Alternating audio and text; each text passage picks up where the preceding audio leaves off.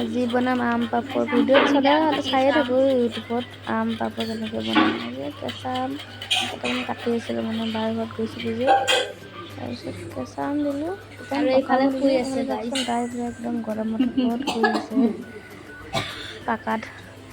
আৰু এইফালে বাইদেউ কাম পাকঘৰত কৰি আছে। কাম কৰি আছে। আমখিনি পকা আম কেঁচা দুটাই মিক্স কৰি দিলোঁ। তাৰপিছত সেইখিনি অকণমান চেনি নিমখ কিবাকিবি দিলোঁ আৰু ধুনীয়াকৈ পগাই কিনে আঠা আঠা হ'লে মানে হৈ যায়।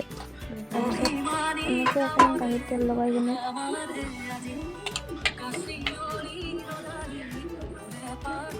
আমখিনি অকণমান ধুনীয়া মিহি হ'ব লাগিছিলে, কিন্তু মিহি নহ'লে। নহ'লে মানে ময়ো এলাহ কৰিলোঁ, ভালকৈ মিহি নকৰিলোঁ। মিক্সিত দিলোঁ অলপ থাকি গ'ল গোটা গোটা মাজে মাজে। সেইখিনি ৰ'দত দিব লাগিব। এদিনমান দিলোঁ ৰ'দত, ইমান ধুনীয়াকৈ শুকাইছে।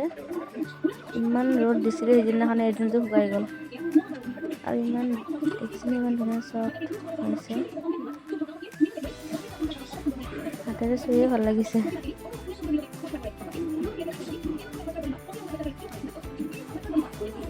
অকণমান জলকীয়া গুড়ি দিলে খাই আৰু বেছি ভাল লাগে। মিঠা টেঙা জ্বলা জ্বলা। গাইছ ইমান এইখন চাওক ধুনীয়া ইমান জেলি বনাইছোঁ হৈছে। মই। জেলি মানে এইটো কি আম পাপৰ।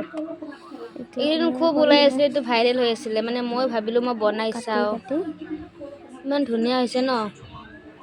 ৰোল বনাব লাগিব। দেখিছেনে ৰোলটো ইমান ধুনীয়াকৈ হৈছে।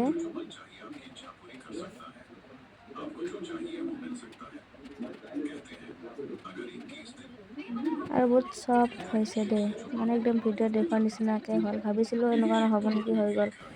খাবলৈ ইমান টেষ্টি, পূৰা জেলি চকলেটটো যেনেকুৱা এনেকুৱা নিচিনা হৈছে আৰু খাবলৈ। আজিলৈ বাই বাই।